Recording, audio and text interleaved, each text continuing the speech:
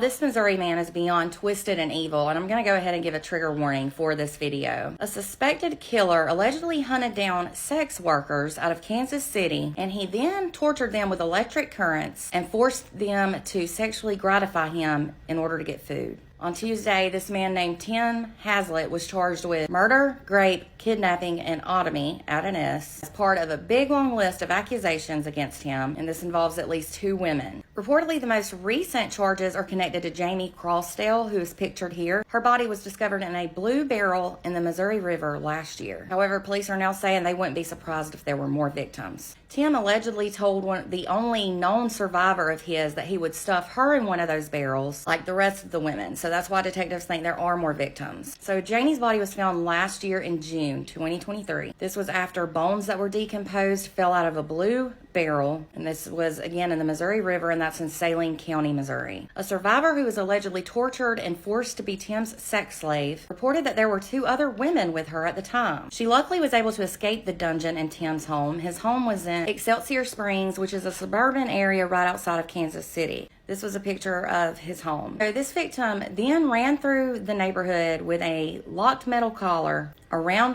her neck and a big ball gag in her mouth. Thankfully, a good Samaritan took her in and called 911. It was said that the officers who responded to the scene found the basement bolted by several locks, and it was equipped with red lights, paddles, and chains. There were cameras and all sorts of other things that would be used for torture. When police went inside, they recovered a black gas mask, along with those big blue barrels that I mentioned earlier, several types of electronics, and women's clothes in his bedroom, as well as a loaded gun in the couch. There were a ton of other items too. Also, all in one room, it was said that there were electronic gadgets and little wirings for gadgets and stuff. I'm not sure what that was for though. It also had a bunch of what resembled laptop computer batteries, and then different circuits and piles of clothing. It was said a lot of them were women's clothes that he would wear when he tortured the women. Reportedly, the basement was where he had the room set up that he would detain the victims in. The police chief said that the exterior walls were concrete. There were 2 interior walls of sheetrock and plywood on the inside. There was also a solid wood door with layers of plywood on each of its sides. So the normal solid wood corridor was sandwiched between 2 half-inch sheets of plywood.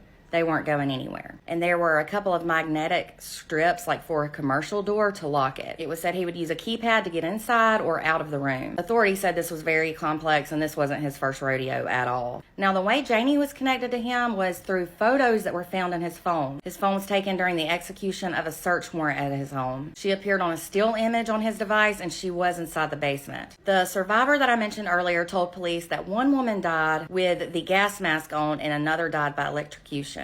The survivor reportedly didn't know the other women, and she only referred to them as they or them. He told that survivor that if she didn't do what he told her to do, she would be like the other women and be in blue barrels. The police chief said that the survivor's details and accusations of what she said have been proven to be true, and that's what leads detectives to think there are indeed other victims that just haven't been found yet. I'm so very glad he was caught. This is super scary, and he is definitely a twisted individual who deserves life behind bars.